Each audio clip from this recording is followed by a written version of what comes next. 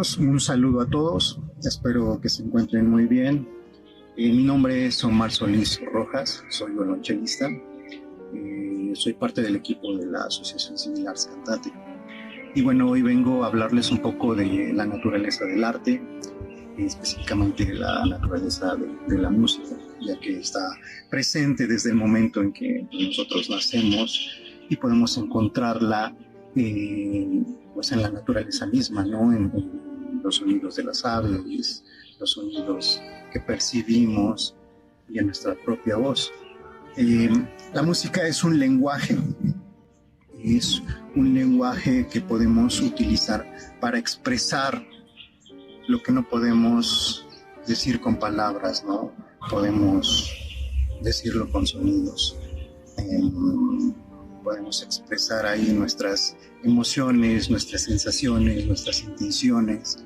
Y, por ejemplo, en el caso mío, yo puedo expresar ahí mi alegría, mi euforia, mi enojo, mi tristeza. Entonces creo que es una herramienta fundamental para poder expresarnos. Yo tuve el acercamiento a la música desde muy joven. Una ocasión fui a un concierto de una orquesta y conocí al violonchelo y me enamoré del instrumento. Dije, me encanta su timbre, me encanta su color. Dije, yo quiero estudiar eso. Y bueno, tuve un acercamiento a la música, estudié en diversas escuelas donde me enseñaron el lenguaje para poder expresar mis emociones, me enseñaron sonidos, ritmos, y es como pude expresar lo que siento, no con palabras, sino con melodías.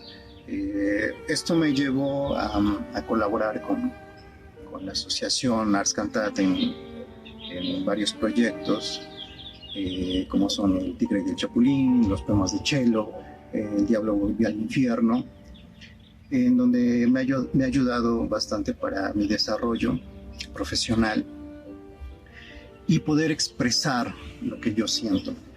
Entonces, yo los invito a aquellos jóvenes que tengan la necesidad de expresar algo y no puedan decirlo con palabras, a tener ese acercamiento a la música, a un instrumento, para que puedan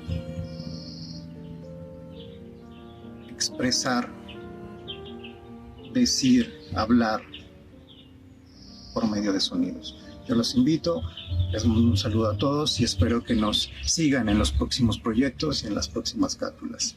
Hasta pronto.